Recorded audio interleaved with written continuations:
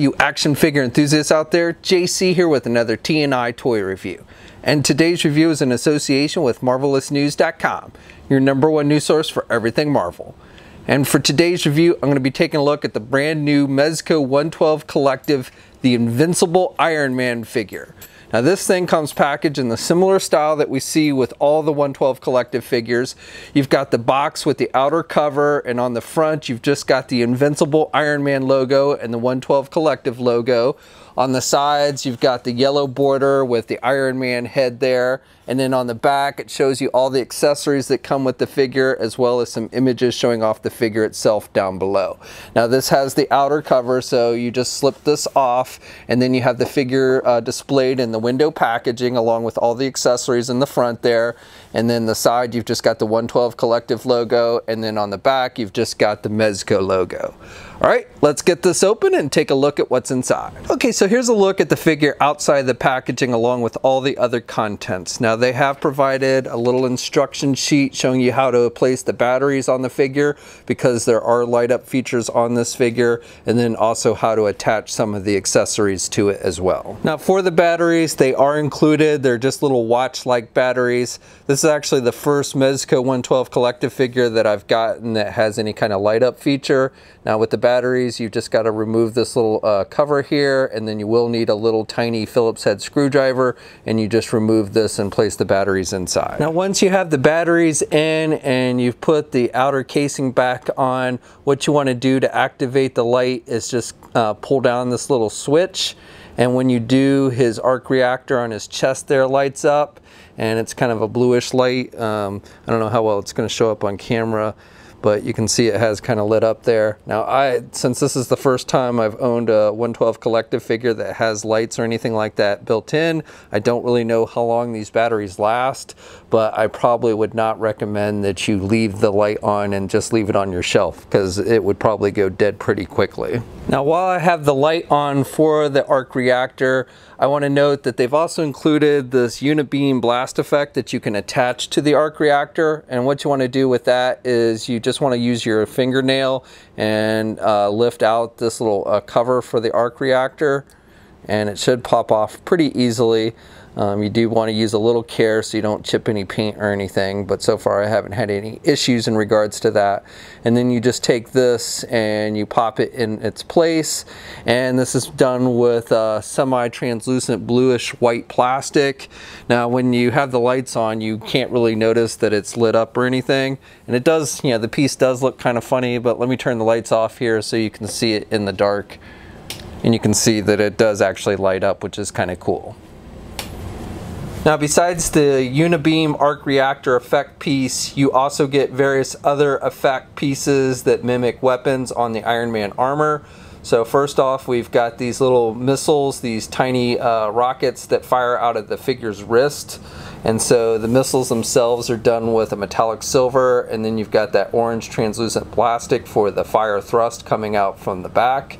And what you do with these is you want to make sure you have the closed fist on the figure when you use this effect, or at least that's the hands that work best with this. And then you've got these little tabs on the back of the fire thrust, and you just slide them into these little slits on the wrist, and it looks like that he's firing the little mini rockets out of his gauntlet.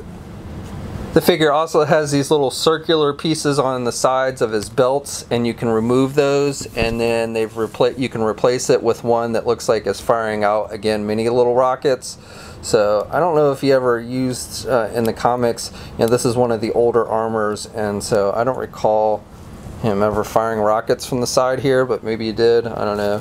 But you know, definitely you would see him do stuff like this in the movies and stuff. And so again, you've got the little silver tips for the little mini rockets, and then you've got the orange, translucent orange for the thrust from the rockets.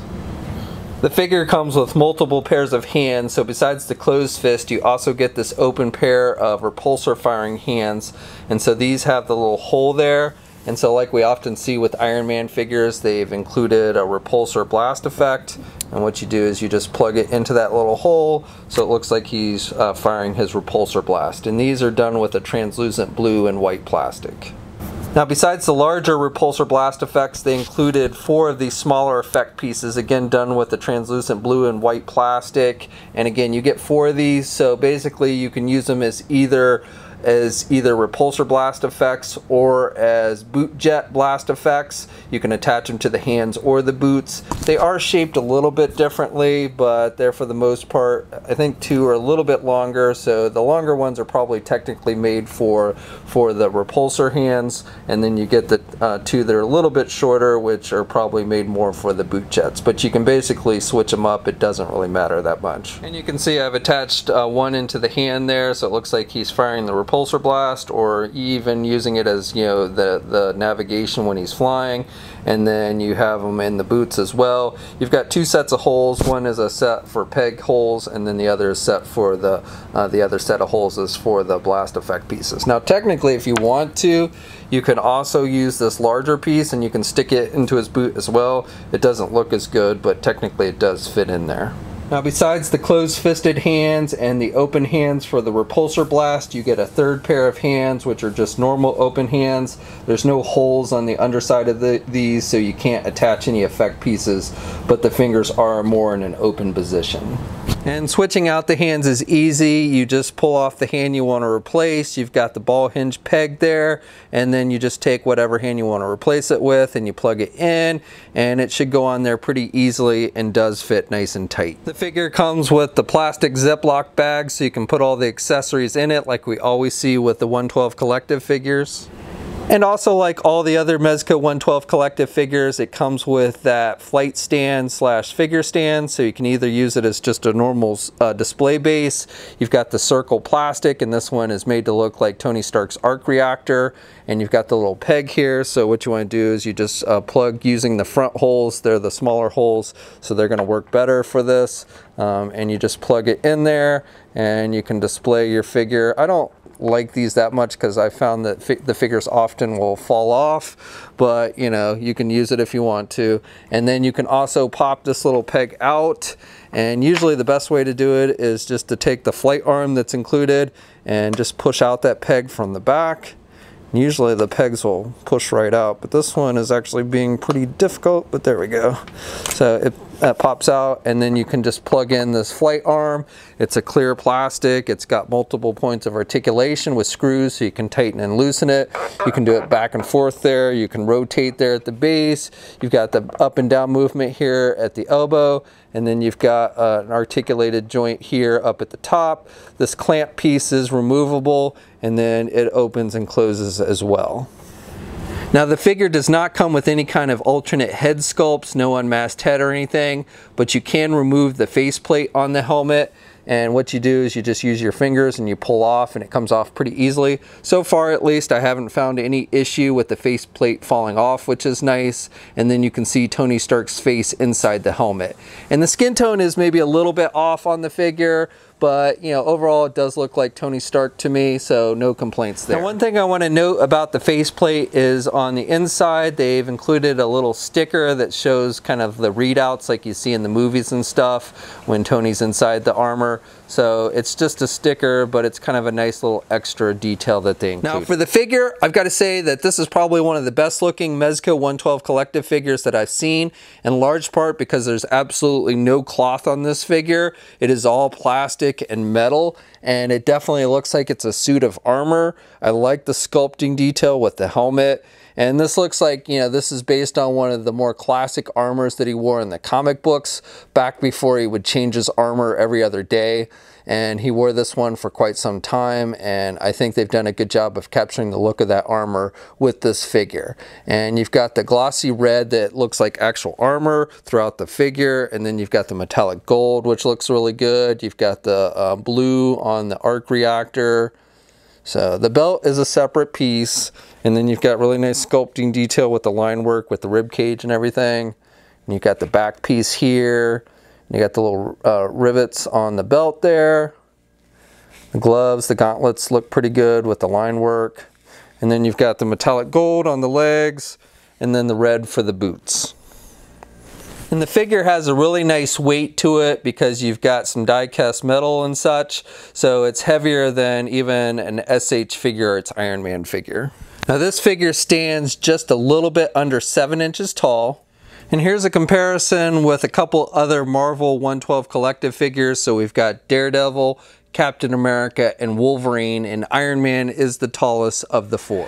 Now, articulation on this figure is very solid. You've got a nice range of motion. So starting with the head, you can turn the head to the left and to the right.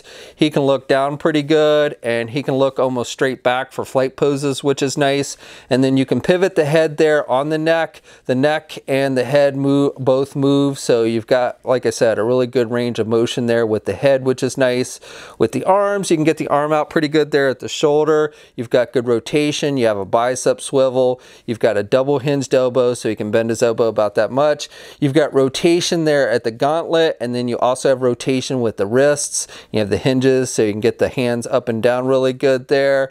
You've got midsection joint, so you've got some rotation there. You can pivot to the left and the right. Can't crunch forward very much and can look back about that much.